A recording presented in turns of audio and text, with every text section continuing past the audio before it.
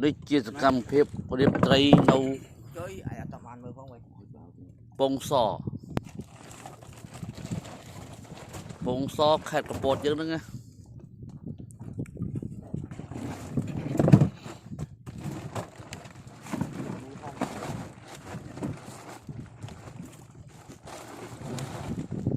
lớp muối ăn cơi bông so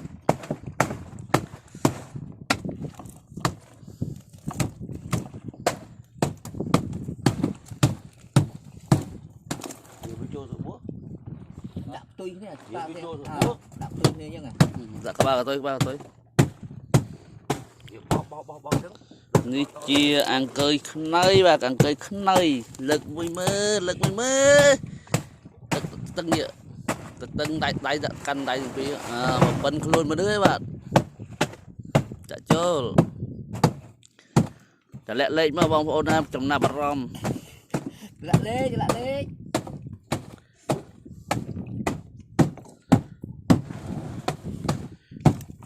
mùi giúp cho lư sốt là nhẹ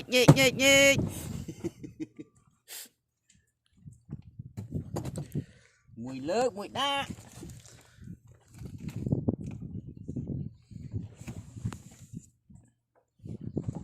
rồi đặt ba đi rồi chút luôn từng nhớ đặt ba ta cả đào với nhau từng nhớ rồi là tôi đặt nhớ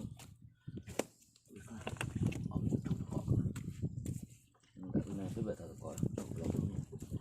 đậm chạc như thế nào tôi thế mà đã bàn đi được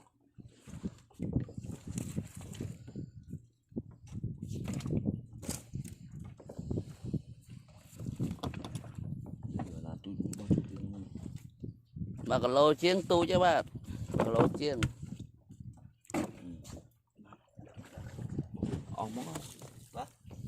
đây là còn tròn đấy đặt còn tròn sao đậm tròn thôi chiều rẻ bây giờ có là thổ lỡ đây quay biết quay cao quay biết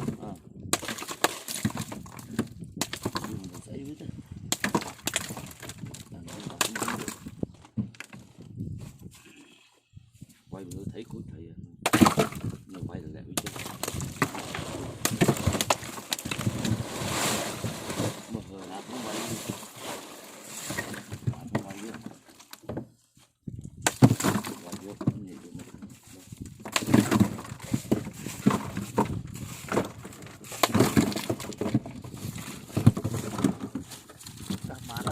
không mọt phích lên mà lại có cái phích trời ơi có gì biết chia ra cầm một hiệp class tray đi ở tray rùa vinh nấu chất bằng cây tàu phua mà phua tray cái lô đập pi bông so cọc tè dư nữa nghe bữa mùi địch đây là khó mà và chỉ 5 kg anh đấy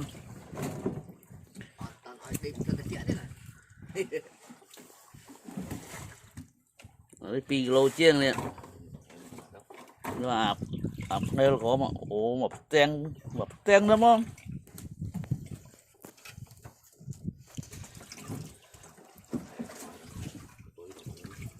bật vinh hai bạn